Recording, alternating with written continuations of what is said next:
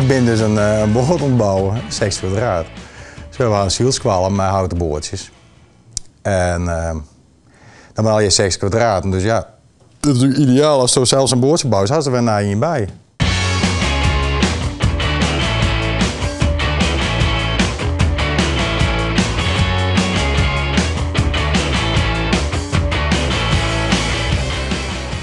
Dit is de collectie inderdaad. En dan ben dus de onderste boord, die ben dus de oude trein hier gebouwd. Dus dat binnen nijen. En die erboven onhingen en erachter op een kant. Nou ja, die gaan dan uiteindelijk krijg je hetzelfde als wat er met de wand dadelijk gebeuren. Die gaat naar de eeuwige jachtvelden. Dus dat ververs je langzaam je vloot. Ja, en als het dan goed is, dan gaan we sauseren, dan gaan we alles zelf maken. Dat is hartstikke leuk. Maar dat lijkt me dan net makkelijk. Dat valt mooi. Ja? Ja. Ik dacht dus bij die zelfbouwmethode. Ik dacht van nou, dan ging ik eerst even googlen om een handleiding te vinden voor hoe zo'n boordje bouwt. Niks te vinden. Helemaal niks. Dus toen ben ik op een gegeven moment naar het Fries Scheepvaartmuseum heen geweest. En daar ga ik de handleiding krijgen. Nou ja, wat dus onvoorstelbaar is dus dat dus in... dit ben dan een beetje de oude meting van die boord, hoe breed de kielbalken wijzen en hoe dikke spegel en weet ik het wat al je. Dus dan is dit verhaaltje. Dit verhaaltje.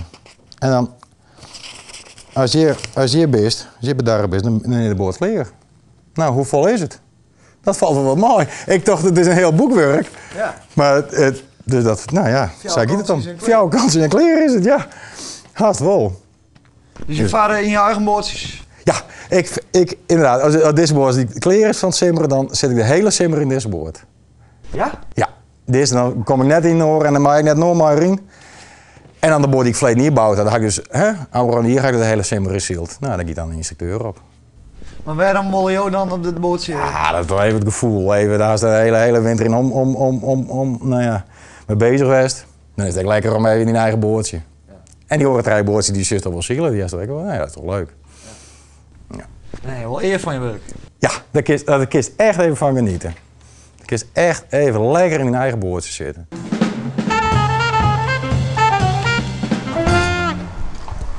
Goeie. Wat is dat aan het? Ik had aan het lopen. Ik heb een baantje, dus nou ja, dan moet je soms wat doen. Ja, precies.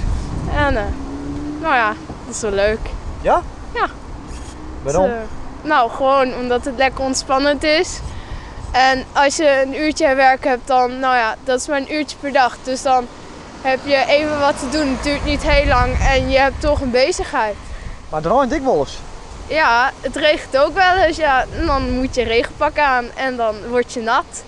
En dan moet je heel goed omdenken dat je kranten niet nat worden. Want als je kranten nat worden, heb je vervelende klanten. Want die vinden dat niet zo leuk. Is dat zo? Ja. Want dan gaan ze zeuren dat hun krant nat is en dan kan je de tekst niet meer lezen. Maar denken ze dan niet van, ach, dat lieve blonde meisje, dat is ook nat, dus nou ja.